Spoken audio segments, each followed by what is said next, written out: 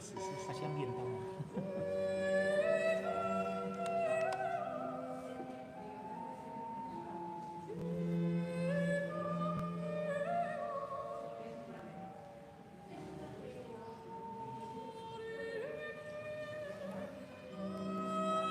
Estamos poniendo como ambientación un poco de la música del maestro Ripa.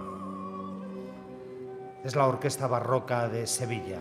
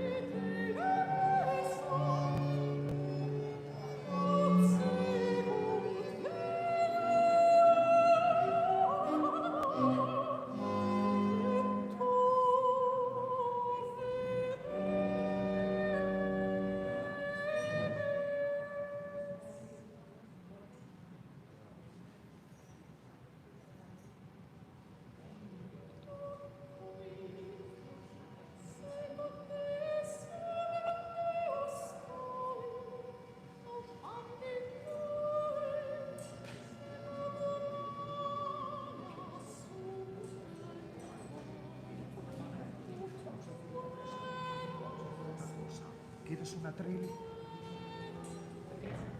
¿Quieres una tril?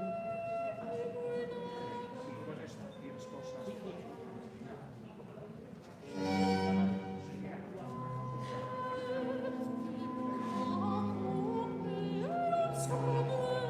quieres que me ponga en medio,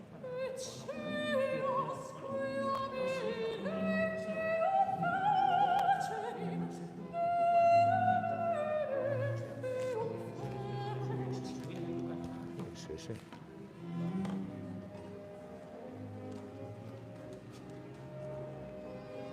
falta ir con una señora, pero ya no tiene silla.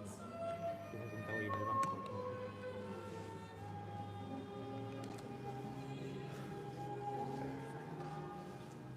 Pues mira.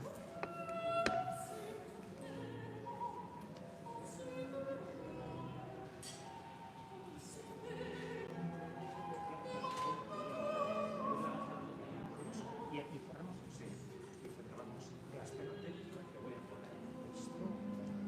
No te preocupes que el cable...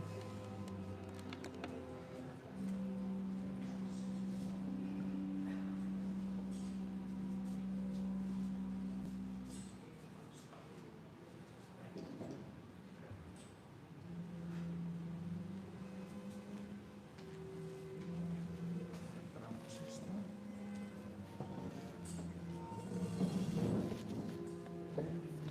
Aquí mejor, más. Sí, así estás en el centro.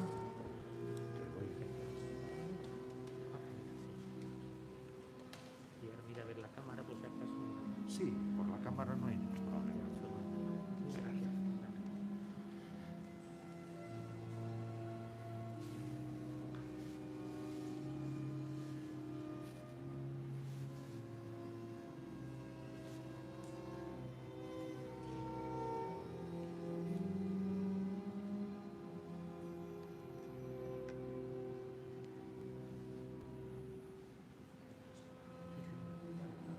Sí, yo...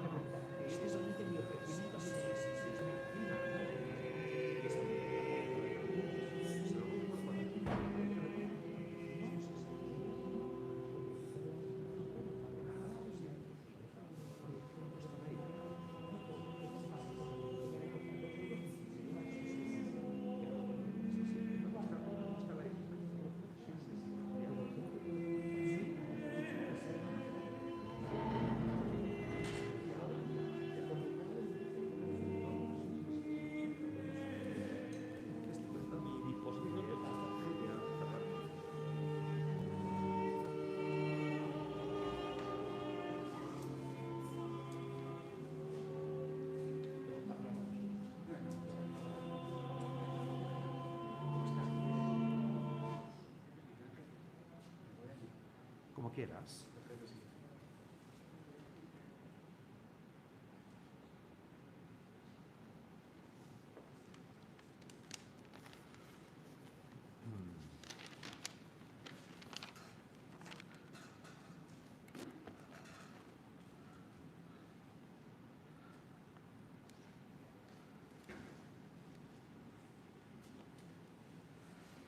Señoras, señores, amigos de la Catedral, buenas tardes, bienvenidos a este lunes cultural. Tengo el honor, el gusto de presentarles a Fernando Cabañas Alamán. Nació un año antes que yo. Lo que no diremos es qué año fue.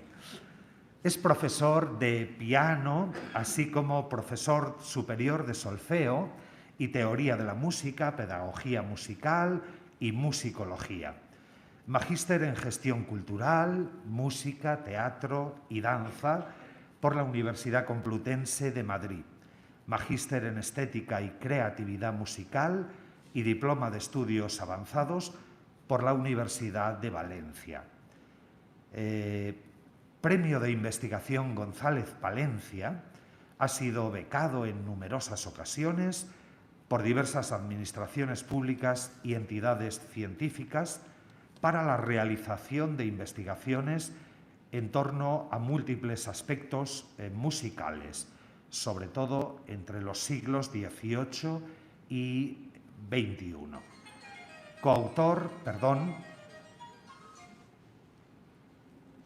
Es coautor del Diccionario de la Música Española e Hispanoamericana del Ministerio de Cultura y del Diccionario Biográfico Español. Ha dirigido la colección Catálogos de Compositores de la SGAE, para la que publicó una treintena de títulos. Primer premio del concurso Ritmo de Periodismo Musical. Son muy señaladas las publicaciones que ha realizado y que están destinadas al mundo de la pedagogía musical, destacando la colección Lenguaje Musical que para la editorial Piles elabora como integrante del equipo pedagógico. Entre 1990 y 1993 pertenece a la Junta Directiva de la sección española de la Sociedad Internacional de Educación Musical. Es autor del Cancionero Musical de Castilla-La Mancha, editado por la UCLM, de diversos libros en torno a la figura del compositor del siglo XVIII que hoy nos ocupa en su centenario, Antonio Ripa, de otro dedicado a tonadillas escénicas de Pablo Esteve, así como de una vasta relación de artículos publicados en revistas de investigación pedagógica y musicológica. Ha publicado 2 libros y diversos estudios sobre el compositor Antón García Abril, así como ha dedicado libros a Ernesto Lecuona o al antiguo Colegio de San José de Infantes de Coro de la Catedral de Cuenca, sin olvidar la recuperación, transcripción y publicación de zarzuelas del siglo XVIII y del siglo XIX, entre muchas más publicaciones y ámbitos de investigación. Es colaborador de diversos medios de comunicación, regularmente dicta cursos y conferencias vinculadas de manera especial a la organización, dirección y gestión de centros educativos en diversas comunidades autónomas. Es considerado como uno de los mayores expertos a nivel nacional en organización y gestión de centros educativos y conservatorios de música. Fue director del Conservatorio de Cuenca, siendo requerido frecuentemente para asesorar a administraciones educativas. Está considerado como uno de los más destacados expertos en gestión educativa, habiendo centrado su atención en aspectos vinculados a la gestión educativa, programaciones didácticas, guías docentes, unidades didácticas, un amplísimo material, así como a su distribución, difusión y argumentación o defensa públicas. Además, Fernando Cabañas es amigo de la catedral. Dentro de los 299 amigos de la catedral, es un honor para nosotros tenerte también entre los amigos. Sin más, este es el personaje, es un auténtico experto en el maestro Ripa, tan desconocido, pero con una música tan bella como la que hemos podido escuchar, y te escuchamos con muchísima atención, Fernando. Gracias.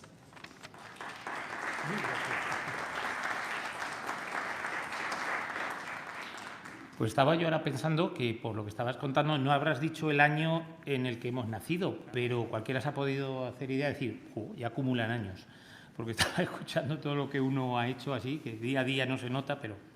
Yo, no obstante, cuando me preguntan que a qué me dedico, suelo decir que soy un amante de la educación, es mi pasión, y que entre obligaciones y devociones paso todo mi tiempo, es lo que realmente me ocupa.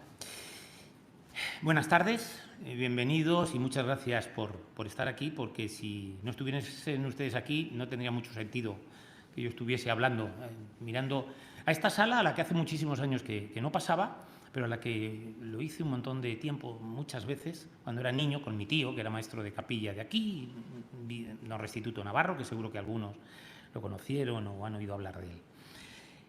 Nos vamos a remontar 300 años atrás para empezar a tratar sobre Antonio Ripa.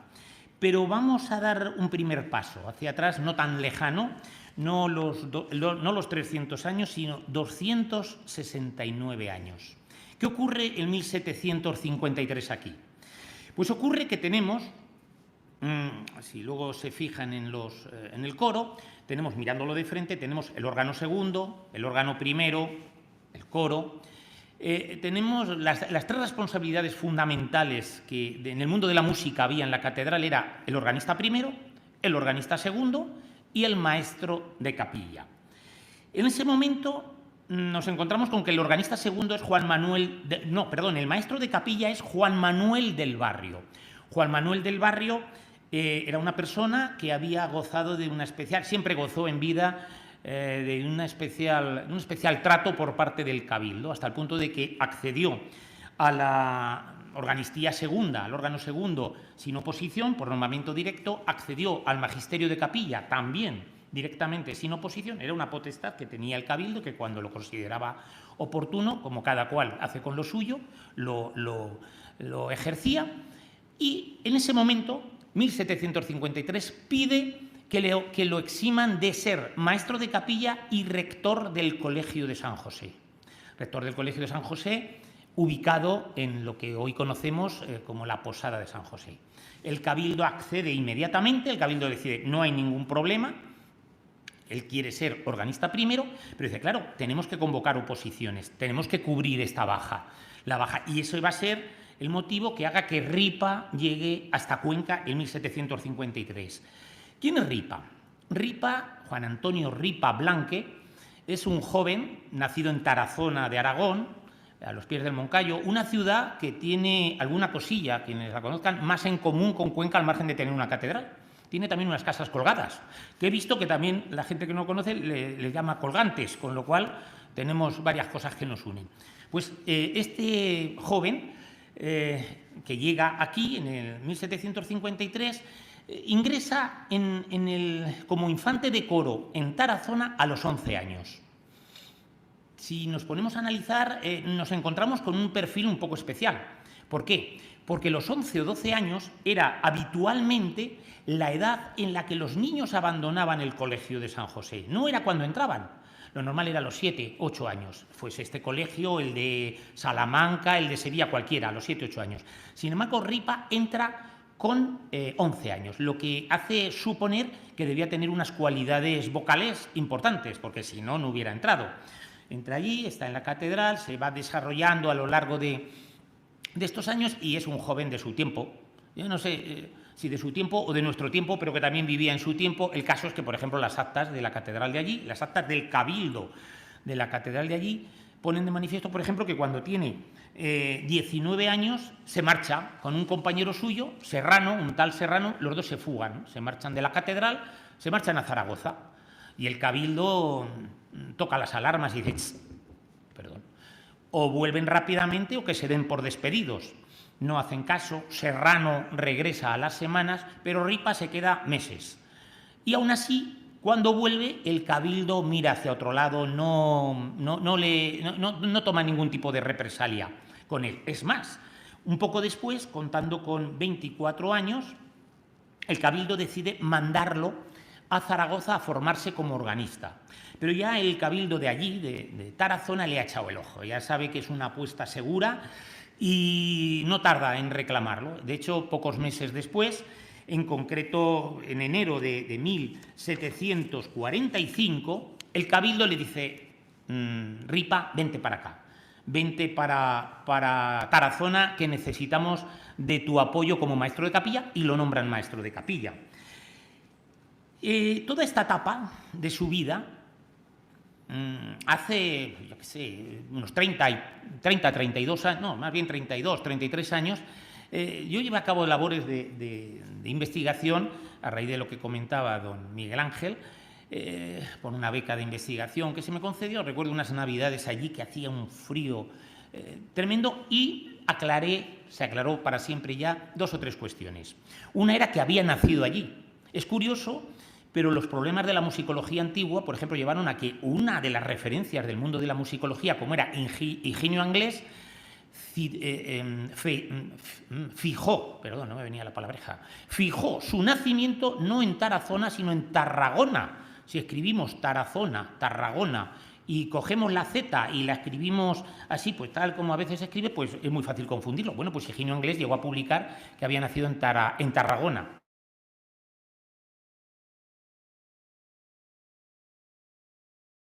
De bautismo, la partida de bautismo, que está fechada el 27 de diciembre de 1721, dentro de 14 días, me parece que hará 300 años, y ahí venía claramente que era blanca. Es decir, hubo varias cuestiones que quedaron definitivamente resueltas a raíz de las investigaciones que yo hice, que además, merced pues algunas de los asuntos que comentaba don Miguel Ángel, quedaron reflejados en los libros, pero los he traído simplemente por si alguno quiere verlo.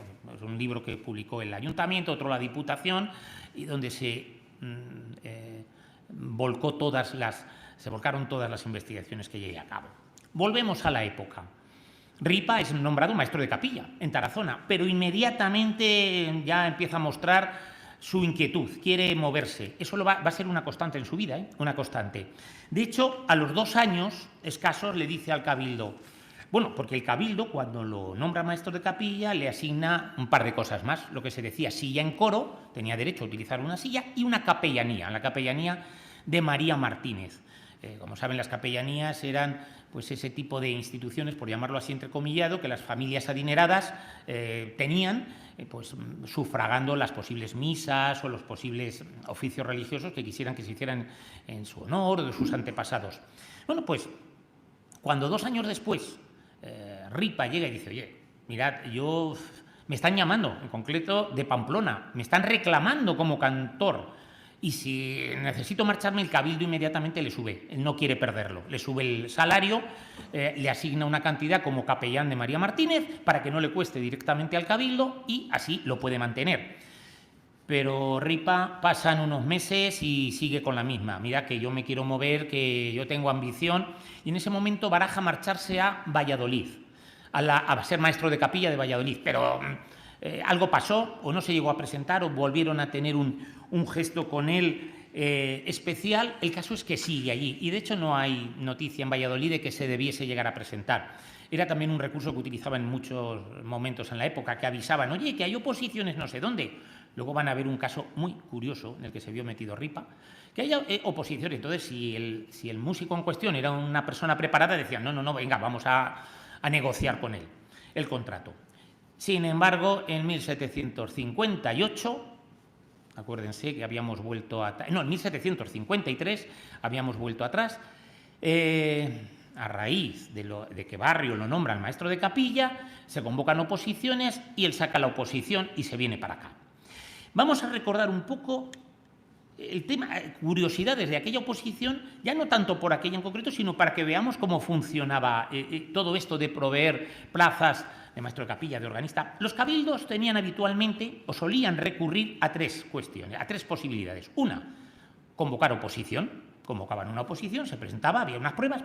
Dos, convocar, podríamos, hoy en el lenguaje administrativo actual sería concurso de méritos.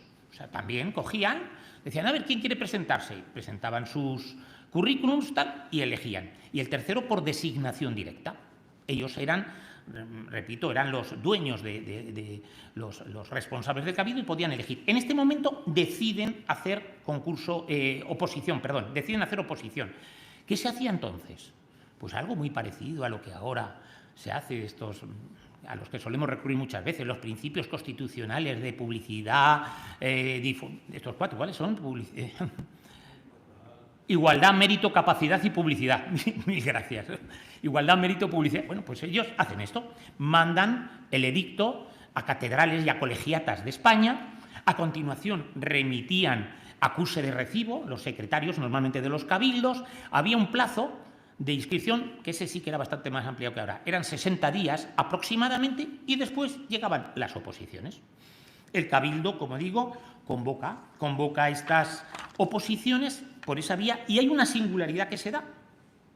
La plaza de Cuenca era una plaza un tanto golosa, le atraía a la gente, hasta el punto de que escribe el maestro de capilla de León, Manuel Osete, y dice: miren ustedes, señores canónigos del cabildo de Cuenca, si a ustedes les pareciese bien, a pesar de yo estar casado, me gustaría concurrir a la oposición de Cuenca.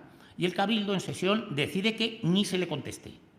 No hay mayor desprecio que no hacer aprecio, decía mi madre. Deciden, ni tomar en consideración el escrito de Osete, a pesar de que años después, aquí un muy conocido maestro de capilla, que es Pradas, va a tener esa condición de casado y al mismo tiempo maestro de capilla. Pero en aquel momento el cabildo no lo baraja. Llegamos a junio de 1753 y nos encontramos con tres aspirantes que están en Cuenca. Uno es Antonio Ripa, que viene de Tarazona. Otro es Francisco Antonio Fuentes, que viene de Madrid. Y otro, Pascual Fuentes. Abro un paréntesis. Pascual Fuentes también se conmemora este año, el 300 aniversario de su nacimiento. También nació en 1721 y luego fue maestro de capilla de Valencia. Pero están estos tres aquí y se decide que empiecen las oposiciones. ¿De qué constan esas oposiciones? ¿Qué pruebas había ahí? Pues son 4 las que se hacen. La primera, unos miembros del cabildo eligen una profecía bíblica, una profecía de la Biblia, y se la da a Barrio. Recordemos, Barrio es el maestro de capilla saliente que se quiere ir como organista. Barrio le hace un canto llano, una melodía, hace una canción, una melodía. Y a continuación esa melodía se le pasa a los opositores para que hagan un motete a 7 voces, para ser cantado por 7 líneas melódicas distintas. Esa es la primera prueba. La segunda es hacer un villancico. Pero olvidémonos de la burra, el buey, el niño, los camellos. Eso no está vinculado con este tipo de villancicos. Estamos hablando de una canción villanesca. En uno de estos libros, que ya están súper agotadísimos, porque tiene el más temprano, tendrá 25 años o 30, aparece la letra. Y es curioso porque en la letra los canónigos, con muy buen criterio, hacen alusiones a y suenen los violines y canten las trompas y hagan no sé qué, lo que tenía que servir de elemento inspirador a los compositores para posiblemente en ese momento darle un papel protagonista a esos instrumentos, porque yo he hablado que el motete y todas estas cosas eran para X voces, pero la catedral contaba con un coro y una capilla de música, léase orquesta, una pequeña orquesta. Cuando hablamos de la capilla era la orquesta, por eso cuando hablamos del maestro de capilla era el director de la orquesta de la catedral, lo que pasa es que agrupaba todo. El motete a 7 voces, el villancico, un examen personal de conocimientos musicales, que creo que lo hacían en esta sala. Creo que lo hacían en la sala capitular, por lo menos esta se hizo ahí. Lo hacían ahí. Y en cuarto lugar y último lugar, regir lo que se decía el coro y la capilla. Es decir, le ponían los músicos, le ponían los cantores y tenían que dirigir, tenían que acreditar. Acaban las pruebas, donde se habían presentado 3. Ripa, Francisco Antonio Fuentes, es que el apellido coincide, y Pascual Fuentes. Coinciden y los votos que sacan son 7, 7, 2. Empate. Pascual Fuentes queda descartado. Se repite unos días después, votación 8-8. Empate. Hay que repetir unos días después. El Cabildo, no obstante, en aquella época se reunía, dependiendo, pero 2, 3 veces a la semana, era muy habitual. Tercera votación, 8-8. Cuarta votación, 8-7. Faltó uno de los canónigos o se abstuvo, lo que fuese. El caso es que gana finalmente Ripa, y Ripa ya lo encontramos como maestro de capilla. ¿Qué era lo que ocurría en aquel momento para designar a los beneficiados con un puesto, por ejemplo, en este caso? Pues el Cabildo nombraba una comisión de expertos, podríamos decir, los examinadores, que estaba Barrio en este caso, y ellos emitían juicios o informes, pero no eran vinculantes, no eran vinculantes. El Cabildo se hacía eco de lo que opinaban los examinadores, pero era el Cabildo el que votaba. Por eso en alguna ocasión ha ocurrido, no en este caso, que coincide que la especial valoración que hace el tribunal es Ripa, pero en alguna ocasión se ha dado el caso de al revés, que los examinadores proponían una persona y el Cabildo decidía otra. Bien, y nos encontramos a Ripa. Nos encontramos a Ripa aquí, que curiosamente estuvo a punto de perder la plaza, porque se dio una circunstancia. El secretario del Cabildo le mandó una notificación y no le llegó, nunca le llegó, con lo cual él no se dio por enterado, y unas semanas después le mandó otra, y es cuando le llega, que él estaba en su tierra, y se dirige inmediatamente al Cabildo diciéndole: disculpen ustedes que no les he agradecido la prebenda que me han concedido, pero es que no me ha llegado ningún tipo de carta. O sea, que hubo ahí problemas. De hecho, estas oposiciones son en junio y normalmente el nombramiento era inmediato, y esto se va a producir en agosto. Va a ser en agosto cuando él tome posesión de su cargo. Las oposiciones habían tenido un coste. Luego, así, dicho así, tal como lo decía ahora, no nos sirve mucho de orientación. Espero ahora después darles alguna información más que ayude. Tuvieron un coste de unos 80 reales, entre los edictos, mandarlos, los jueces, el repetir, el no sé qué, 80 reales. Pero además el Cabildo decidió otra cosa. Además el Cabildo decidió que a la vista de los informes de los jueces de Barrio, que estaba el principal, dijeron que los tres estaban capacitados, que los tres estaban preparados, y entonces el Cabildo, generoso, decide darle a cada uno de los tres aspirantes 600 reales, con la condición de que aquel que gane la plaza tenga que devolver 300, pero los demás se quedarían con los 600. Coste total de la oposición, 980 reales, porque eran 300, 300 y 300 que había que devolver, porque el que ganaba la plaza tenía también que pagar los 300, la mitad de la ayuda que se había dado a los opositores. Entonces, 300, 300 y 300, más los 80, 980. Nada más llegar a Cuenca, Ripa se dirige inmediatamente al Cabildo pidiéndole auxilio, diciendo: oiga, por favor, échenme una mano, que es que el teniente de la fábrica, el teniente obrero, la fábrica era, para que nos aclaremos, la administración, Hacienda, quien llevaba la hacienda de la catedral, que es que me piden los 980 reales inmediatamente. El salario que cobraba un maestro de capilla en aquel momento eran 3.000 reales al año y 30 fanegas de trigo. Pero cuidado, que 3.000 reales no era el equivalente a lo que ahora puede ganar, yo qué sé, un director de orquesta o un profesor. No, eso era para sobrevivir. Son infinitas las situaciones que vemos en los cabildos que no llegaban a final de mes, que cada vez que tenían que cambiar la ropa pedían ayuda para poderse cambiar la ropa. O sea, 3.000 reales, 3.000 reales era para sobrevivir. Claro, si de esos 3.000 le quitaban 980, pues el hombre se quedaba temblando ya para siempre. ¿Y cómo sería que el Cabildo decide, nada, no de una vez, 100 reales al año durante prácticamente 10 años? No se preocupe, que eso ya era otra cosa, pero era otra costumbre.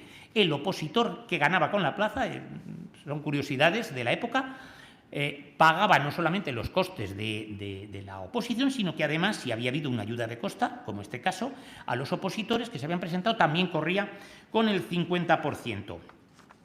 Ripa, pues era Ripa, venía de Tarazona y allí, que era su tierra, había intentado marcharse un montón de veces, pues aquí lo intenta también. De hecho, a los 2 años pide 2 meses para irse a su tierra, que era algo singular, no era habitual esto de 2 meses. 2 años después pide otro permiso para marcharse. En 1757 dice, cuidado, que es que en Sevilla están convocando una plaza, fíjense que ya pone Sevilla en su punto de mira, que va a llegar allí en 1768. Que está aquí Sevilla, el asunto que me atrae. Bueno, el caso es que el Cabildo va teniendo con él gestos que le va permitiendo que, bueno, pues que sobreviva. De hecho, el primer gesto que tiene, que es peculiar, recordemos que él viene, yo estoy hablando todo el rato como maestro de capilla, pero recordamos que venía como maestro de capilla y rector del Colegio de San José, un sitio que es fantástico. Antes hablábamos ya no solamente el edificio, la institución, el ver cómo vivían ahí 12 niños, cómo se seleccionaban, cómo se vestían, algo que a mí me apasiona tremendamente. Es un asunto que ojalá alguna vez podamos, no sé, centrarnos en él un poquito. Bueno, pues la primera deferencia que tiene el Cabildo con él es que llega y el canónigo protector del colegio, porque el colegio tenía su rector, pero había un canónigo que era el protector del colegio, el visitador, tenía el doble nombre. De hecho, el mítico Palafox fue visitador, fue protector del colegio. Le dice a sus compañeros de Cabildo: ojo, ojo, vamos a frenar el tema de que tome posesión aquí en el colegio, que tenemos 2 infantes, los más antiguos, estamos hablando de chavales de 14, 13, 15 años, los 2 más antiguos tienen el colegio revuelto.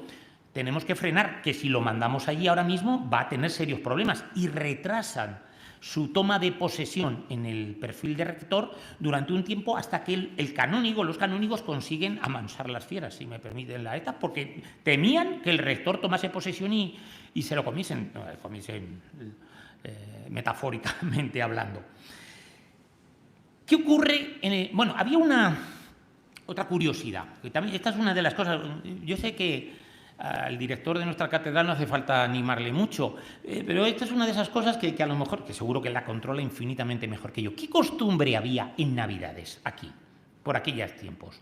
Una de las obligaciones que llevaba aparejadas el maestro de capilla era componer todos los años los villancicos, estos sí, de Navidad. Los villancicos que se cantaban aquí en Nochebuena. Parece ser que hubo determinados momentos donde se hacía una celebración de Nochebuena, tal. Entonces, el proceso era el siguiente. El maestro de capilla decidía él, porque por este trabajo le daban 100 reales extras, pero que era... Él decidía si las letras las hacía él o si las encargaba alguien. Claro, si se las encargaba alguien, las tenía que pagar. Entonces, el 99% las hacían ellos. Ellos hacían las letras, hacían las canciones, se imprimían. Yo quiero recordar que en algún momento en el archivo de la catedral he visto algunas de aquellas letrillas que era como una cuartilla, ¿no? Lo que es una cuartilla, por lo menos los que yo vi.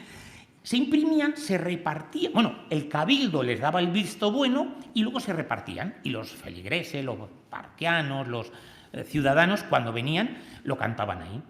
Esto no le genera ningún problema ni en el 53, recordamos que llega en el 1753, ni el 4, pero en 1757, el 20 de diciembre, cuando llega el momento de hacer esto, el Cabildo se percata de que Ripa, que esto también, antes de entregarle, de pasar de tener el detalle de enseñarle las letras a los canónigos, ya las ha repartido por Cuenca. Entonces le echan una reprimenda.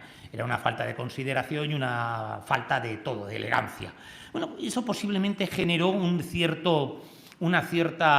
acrecentó los deseos de marcharse. El caso es que es curioso porque ya estamos en 1758, finalizan esos 5 años que está aquí, llega un momento en que se dirige al Cabildo. Y se dirige al Cabildo con una triple misión. La primera: 1000 gracias, muchísimas gracias por la deferencia, por el trato que me han dado, por las prebendas, por la consideración. Esto ya apuntaba a maneras. Segundo: 1000 disculpas por los fallos que yo haya tenido, por aquellos errores que haya cometido. Y tercero, pide literalmente licencia para disponer su marcha. El Cabildo se queda así. Dice, pero esto, ¿qué se va? 2 meses, 1 mes, 3 meses, o ya para toda la vida. No saben de lo que va, porque Ripa no está aquí. De hecho, el acuerdo que escribe el secretario del Cabildo, así lo pone, pero luego en el margen pone, obviamente eso se pone con posterioridad, porque si no lo habría puesto en el momento, que el deán había sido informado directamente por Ripa de que se largaba, de que ya no volvía, que se había marchado a Madrid por conseguir la plaza del monasterio de las Descalzas Reales, un monasterio que, desde luego, animo a cualquiera que lo visite. Yo lo vi el viernes por última vez, después de 2 años o 3, no por el tema de la pandemia o el estado de alarma, sino porque estaban con obras, pero es una joyita, una joyita. Estamos hablando de un monasterio creado a mediados 1572, a mediados del siglo XVI, por doña Juana de Austria. Doña Juana de Austria es la hija de Carlos I, o V de Alemania, y bueno, pues para el servicio musical que tiene el monasterio, cuenta con 9 capellanes de música, 9 capellanes que son 8 cantores y un maestro de capilla. Él había sacado la plaza de maestro de capilla y allí marcha con las mismas funciones, podríamos decir, que aquí, salvo que allí no había infantes de coro, no había colegio de infantes de coro, pero sí que había niños que colaboraban de vez en cuando. Estamos hablando, las Descalzas Reales, de uno de los 3 sitios más relevantes, más importantes para un músico religioso del momento. Las Descalzas Reales, el Monasterio de la Encarnación y la Capilla Real, porque luego estaba el Escorial, por eso estaba hablando de Madrid capital. Él se va a codear allí con Antonio Soler, que es el maestro de capilla de la catedral, del Escorial, se va a codear con Rodríguez de Hita. Rodríguez de Hita es un maestro de capilla de la Encarnación, del cual también publiqué otro libro hace años, porque tiene un perfil... además, aquí tengo amigos que estuvieron viendo conmigo aquello. Rescató una zarzuela del siglo XVIII. Yo rescaté una zarzuela del siglo XVIII hace muchos años, que es una verdadera joyita. Si alguien la puede ver, pues, Las Labradoras de Murcia. Bueno, pues Rodríguez de Hita aunaba, como Pedro Aranaz también lo hizo, el doble perfil. Por una parte religioso, pero por otra parte dedicado a la música, podríamos decir, escénica, las tonadillas escénicas o la zarzuela, como es el caso. El caso es que, bueno, pues allí tenemos a Ripa. El reconocimiento de Ripa, pues posiblemente al margen de las muchas menciones que hay a él, podemos encontrarlo fundamentalmente en una cosa. Nos encontramos con uno de estos que yo he dicho es una referencia fundamental en el momento, el padre Soler, el padre Antonio Soler, que publica un libro que es mítico, La llave de la modulación y de las antigüedades de la música. Publica ese libro. Y él recurre a 4 censores. Si actualizamos el lenguaje, censores prologuistas, 4 personas de nivel para él que considera que pueden. Pues uno de ellos es Ripa. Recurre a Ripa para que haga una de las censuras de su llave de la modulación, lo que pone de manifiesto cuál era el nivel de reconocimiento que tenía. Ripa constantemente está moviéndose para un sitio, para el otro, está moviéndose, está transmitiendo sus ganas de salir, de aspirar a más, algo que me parece que es inteligente y, si es lícito, pues plausible. La ambición lícita yo creo que es sensacional y desde luego Ripa la pone de manifiesto. De hecho, ocurre una situación. Llega un momento, en 1767, esto es muy curioso, por varias razones. En 1767, él se va a marchar de Madrid un año después, ¿vale? En el 68 a Sevilla. Pero en 1767 resulta que muere el maestro de capilla de Málaga. El maestro de capilla de Málaga, Iribarren. ¿Qué ocurre? Pues llega el cabildo y dice, hay que convocar, hay que proveer la plaza, hay que tener un nuevo maestro de capilla. Mandan edictos, tal. Y cuando Ripa se presenta a su instancia, el cabildo se viene arriba y dice, que se presenta la mejor, así literalmente, prebenda del reino. Era considerado como el mejor músico religioso del momento. El cabildo se viene arriba, hasta el punto de que, como decía antes, dentro de esas 3 opciones que tenían los cabildos, el cabildo decide que esa plaza se provea, se dote por concurso de méritos. ¿Pero qué ocurre? Hay un obispo allí y el obispo piensa lo contrario, piensa que tiene que ser por oposición. Tiene que haber una oposición, según el obispo, tiene que haber concurso de méritos o por informes. En aquel momento eso de concurso de méritos es del siglo XX, pero bueno, por informes, ¿no? ¿Qué ocurre? Pues ahí hay una pugna entre unos y otros. Y aquí, posiblemente, y con perdón por la expresión que voy a soltar, tampoco es, sí que se puede aplicar eso de muerto el perro, se acabó la rabia. ¿Qué ocurre? Que en esa pugna el obispo se muere. Y entonces, al morirse el obispo, pues es la opinión que tenía el cabildo la que prevalece y hacen concurso de méritos. ¿Pero qué ha ocurrido en estos 6 u 8 meses? Pues que Ripa, que quería, yo creo que lo que quería no era irse a Málaga, lo que quería era salir de Madrid, era un tío inquieto. Resulta que en ese tiempo ¡pum!, ha sacado la plaza de Sevilla. Entonces, cuando llega el momento de valorar esos méritos, Ripa ya no está, ya no es candidato, porque ya está en Sevilla, que era una plaza más codiciada todavía. Y es curioso también porque había otro opositor, Bernardo Miralles, que había mostrado su interés por presentarse. Pero cuando está sondeando el terreno y se entera de que se ha presentado Ripa, dice, ¿dónde voy yo? Si yo con Ripa no tengo nada que hacer, si es que Ripa se va a llevar el gato al agua. Con lo cual, ¿qué ocurre? Que aunque han tardado meses en resolver esa plaza, en resolver el conflicto de cómo la dotaban, llegado el momento, Ripa no se presenta, pero este Bernardo Miralles tampoco, porque al final no se presentó Ripa ni él tampoco. ¿Qué ocurre? Plaza desierta. Llega el Cabildo y dice, plaza desierta.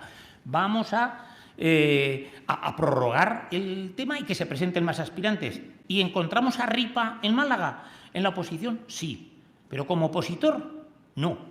Como tribunal, como miembro del tribunal. Curioso, la misma oposición a la que él se había presentado como aspirante, termina siendo, junto con otro maestro de capilla, en este caso el de Jaén, Francisco Soler, miembro del tribunal. Es curioso, otra de esas cosillas así que ponen un puntito especial. Cuando acaba la oposición, los dos renuncian, Francisco Soler, no Antonio Soler en delante. Francisco Soler y Ripa dicen, no queremos cobrar nada.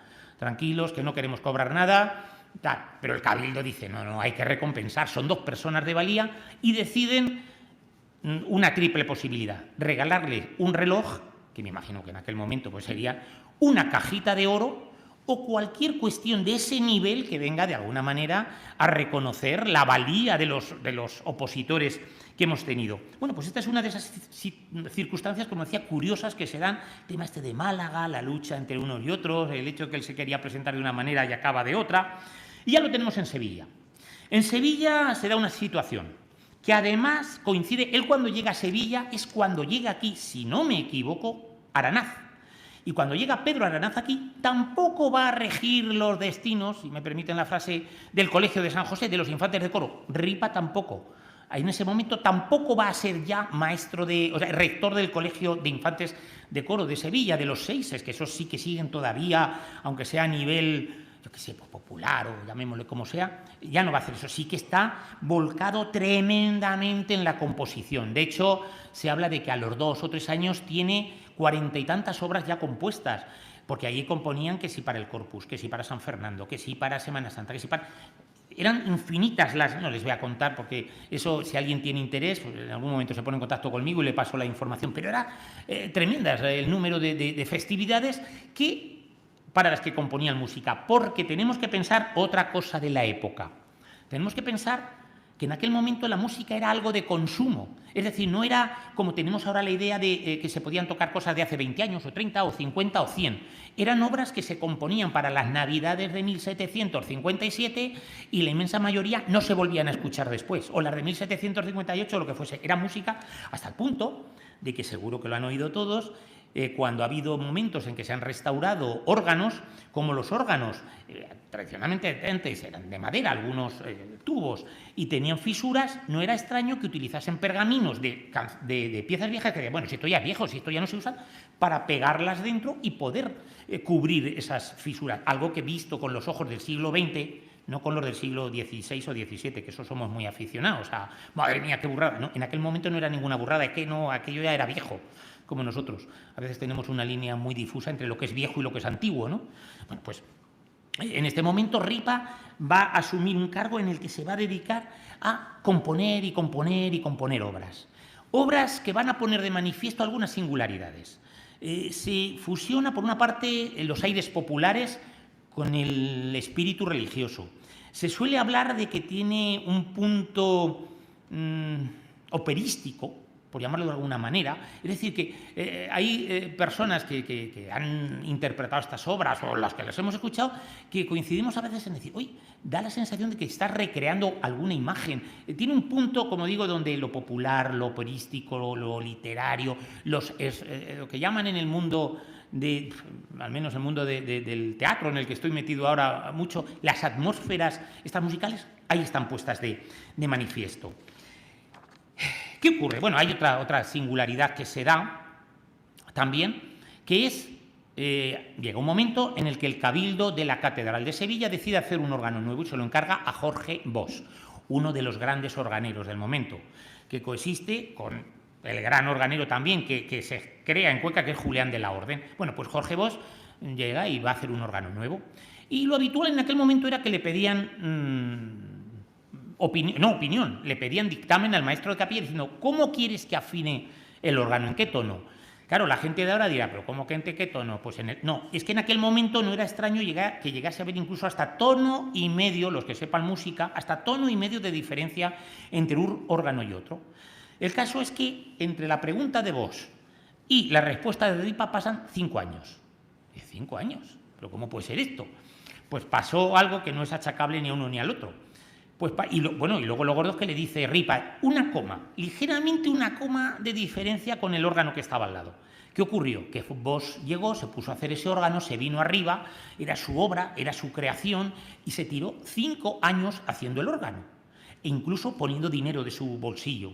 Se llegó a gastar 10.000 reales. Recordemos que el maestro de capilla cobraba 3.000 al año, pero eso 3.000. O sea, no es que le sobrasen 3.000, 10.000. Entonces, él vio en ese órgano su obra maestra y tardó 5 años en hacerlo, que luego, por cierto, el Cabildo le dio esos 10.000 reales, decidió, pues lógicamente, pagárselos.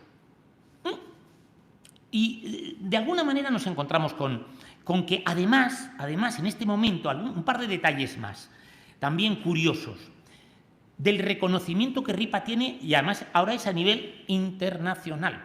Y lamentablemente hoy 13 de diciembre de 2021, creo que pocos más de los que estamos aquí recuerdan a Ripa, porque el acto que nos ha reunido aquí. ¿Qué ocurre? Ripa es nombrado académico filarmónico de Bolonia. En Bolonia hay una academia donde se nombra por méritos, pues igual traslademos la Real Academia de Bellas Artes de San Fernando, lo que sea, se les nombra por méritos. Ripa llega a ser académico filarmónico de Bolonia, con un lamentable, al margen, que esto también está confirmado, esto había gente que lo suponía, yo conseguí el número de registro que aparece allí con estos datos, pero había una cosa, allí tenían una costumbre, y es que cada vez que había un nuevo nombramiento como académico, hacían un cuadro, que muchos de ellos tienen el nombre puesto, pero otros muchos son anónimos. Nunca se ha llegado a identificar cuál es el que corresponde con Ripa, y sin embargo debe haber allí un cuadro de Ripa. Esa es un reconocimiento a nivel de Italia. Otro, en 1770, estamos hablando a los 2 años de llegar a Sevilla, no 40 años después de muerto, que es lo típico, no, a los 2 años de estar en Sevilla, cuando tenía 49 años. En México lo nombran como, sin lugar a dudas, el mejor compositor de música religiosa existente en España. En ese momento, en 1770, y él había nacido en 1721. Nos podemos hacer una imagen, una idea de realmente el peso que tenía el maestro que tuvimos aquí durante 5 años. Llega 1789, un año fácil de recordar por otras cuestiones. 1789, él tiene 68 años, pero está muy aquejado. La salud está muy deteriorada y el Cabildo decide jubilarlo, pero tal y como se dice, con todos los sueldos y prebendas. Algo que tampoco era raro. El año pasado, hace 14 meses, hablábamos aquí mismo también de Aranaz, y eso mismo ocurrió con Aranaz. Los cabildos, cuando tenían a alguien que realmente había sido importante, un peso pesado, decían, tú jubilado, pero tranquilo que te quedas con todo el salario que tú has estado percibiendo.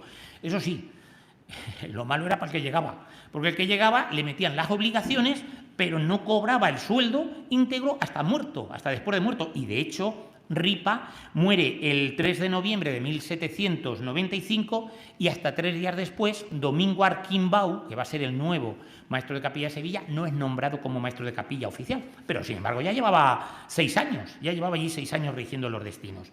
Como digo, ocurre esta situación. Voy a compartir con ustedes una sensación que seguro que alguno ha tenido y que yo había oído hablar de ella, pero yo la experimenté en carne propia, además en carne propia.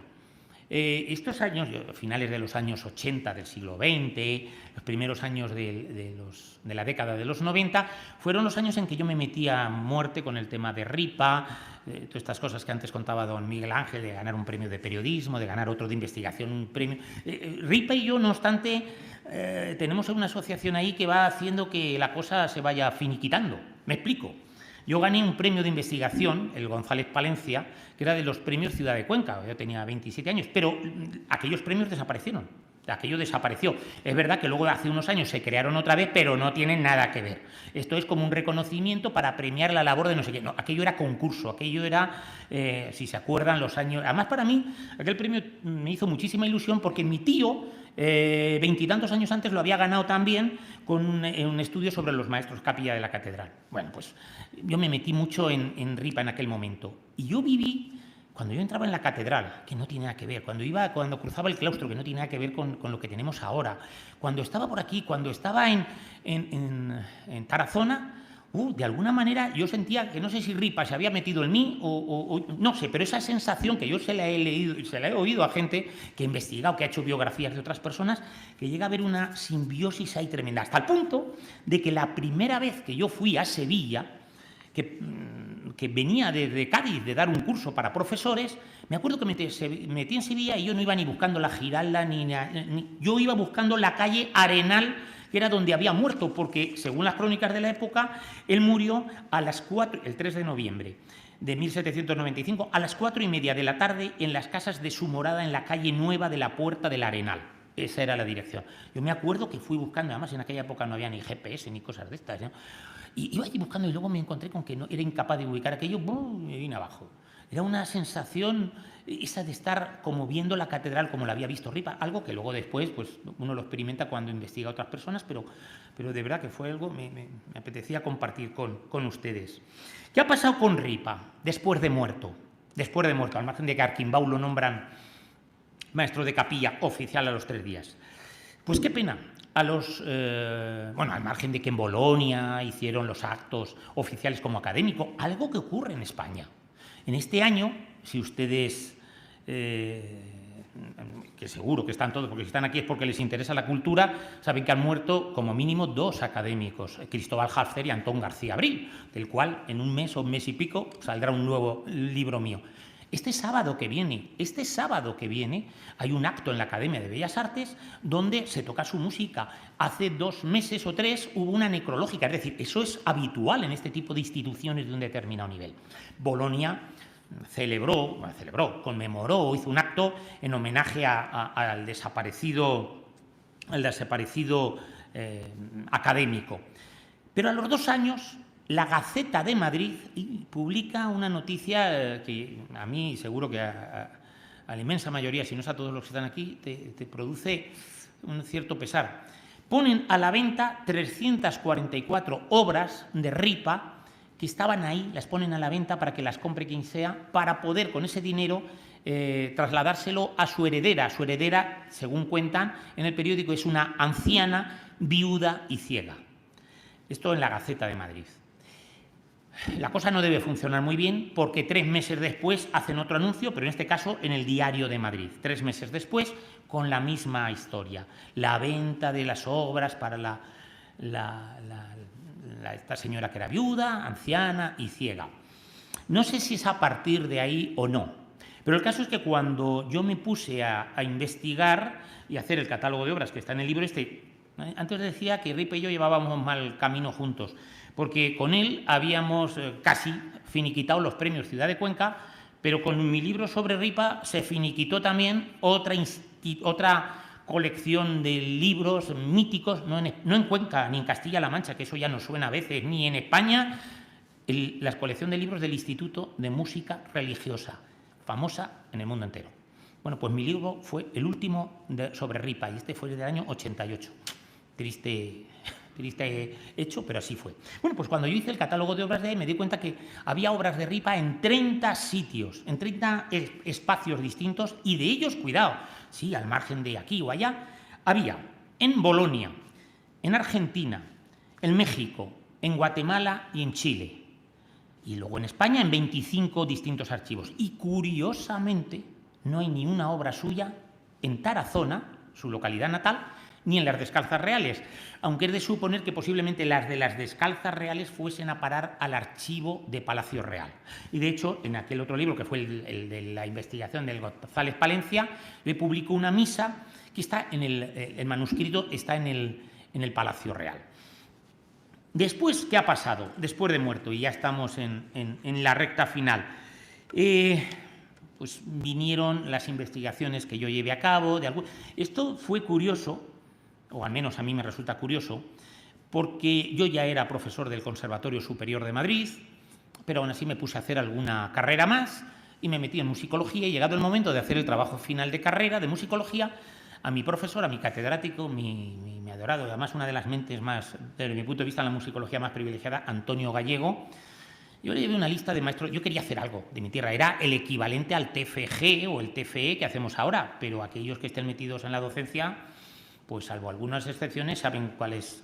Yo estoy metido ahí y dirigiendo trabajos de estos. Bien, le dije, quiero hacer algo sobre alguien, pero del que no haya nada. Y Antonio Gallego me dijo, había una cosa así, como mucho de Ripa, y ya digo que Blánquez y Tarragona, y poco más. Me dijo, yo creo que este Ripa me da la sensación, me da el olfato, y le dio bien, que puede ser una persona. A partir de ahí se rescató, salieron estas publicaciones, editamos también un disco en el Instituto de Música Religiosa, todo esto está súper agotado porque hace 25 años o más, y se rescató la música. Sí que es verdad que a raíz de mis investigaciones, Ripa, por ejemplo, aparece en el diccionario, que lo nombraba antes don Miguel Ángel, en el diccionario de la música española hispanoamericana, que es junto con el New Groves y el MGG de los más importantes, está en el mítico diccionario, también aparece con cierta profusión en el diccionario de la Real Academia de la Historia, es decir, de alguna manera por lo menos se rescató. Lamentablemente su música son cosas contadas. Han salido 2 discos, este que hicimos aquí, otro que ha hecho la Orquesta Barroca de Sevilla hace 4 o 5 años, me parece que fue en 2016, 2017 y poco más. Ripa permanece, pues no sé, posiblemente, a lo mejor, simple y llanamente está en un olvido merecido, no sé, porque claro, si estuviese hoy en día todo el mundo escuchándose la música de todos los que han precedido, pues a lo mejor sería imposible. Pero me parecía oportuno, de alguna manera, festejar esto y compartir, no mis conocimientos, porque he intentado no transmitir datos de información, porque eso lo único que hace es que cuando otra vez programen algo de una persona, a lo mejor así también ocurre, pero cuando digo, madre mía, este nos pone la cabeza como un bote. No, es el que quiera datos los puede encontrar hoy en Internet. Pero sí pretendía, por lo menos, intentar transmitirles la pasión con la que yo me enfrenté a este señor, el cual les digo que fue para mí como un alter ego en determinados momentos. Mil gracias por su asistencia, mil gracias por haber contribuido a que aquí hoy honremos la memoria a un maestro de capilla, una especie en extinción, al menos según los conceptos de la época, y por supuesto siempre tremendamente agradecido a la catedral, pero cuidado porque la catedral, como los ayuntamientos, las diputaciones, son entes abstractos, hay que decir esto, no, a don Miguel Ángel Álvarez como director, mil gracias por darme la oportunidad de transmitir aquí mis inquietudes y mis ganas. Muchísimas gracias.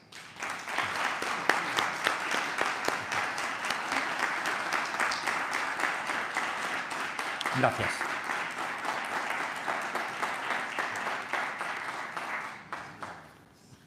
Bueno, muchísimas gracias, Fernando. De una ponencia salen más, así que tendremos a Fernando, bueno, para la primavera, verano, cuando él entre sus múltiples ocupaciones tenga un tiempecito, porque sí que es muy interesante que conozcamos bien el Colegio de Infantes de Coro, el Colegio de San José de la Catedral, en el lugar que hoy ocupa la Posada de San José. Vamos a intentar también hacer una visita in situ a este maravilloso lugar y que al menos los amigos de la Catedral podáis conocer, además de todo lo que Fernando sabe sobre el colegio, contemplar, porque hay muchísimas cosas en la Posada de San José que han respetado y han conservado las estancias originales. Me gusta también contar curiosidades, y la última de las curiosidades es que una vez que nos hemos puesto manos a la obra, Mariluz Bahillo, nuestra restauradora, a restaurar el pequeño lienzo de San Julián recibiendo la palma que teníamos claveteado en el lugar de la capilla del arcipreste Barba, donde apareció la tabla de San Julián vestido de pontifical. Bueno, pues una de las noticias últimas de esta mañana o de ayer por la tarde-noche es que en la trasera de este lienzo ha aparecido, que fue colocado ahí, obviamente, ya lo sabíamos, en el 1795, cuando se renovó esa capilla, pero que provenía, lo dice detrás, de la sacristía del convento de la Merced. El convento de la Merced, iglesia de la Merced, convento hoy que llamamos de las Blancas y una pequeña parte también del seminario. Así que, bueno, acabamos de saber que ese pequeño lienzo de San Julián que vamos a restaurar provenía de la sacristía del convento de la Merced.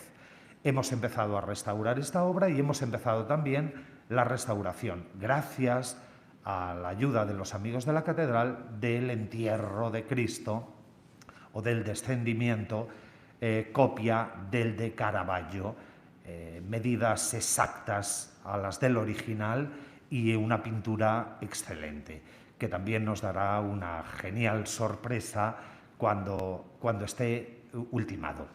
De nuevo, muchísimas gracias, Fernando, por tu esfuerzo, por tus ganas, por la pasión con que siempre haces tus ponencias. Gracias por la anterior ponencia de Aranaz. Gracias porque gracias a ti hemos podido conmemorar al maestro Ripa. No sé si en Sevilla, en la Catedral de Sevilla, lo van a conmemorar. Les recomiendo, aprovechando Internet, que lo conmemoren porque ha sido un excelente músico y prueba de ello las pequeñas piezas que hemos podido escuchar antes de comenzar esta ponencia. Gracias a todos, buenas tardes. Gracias.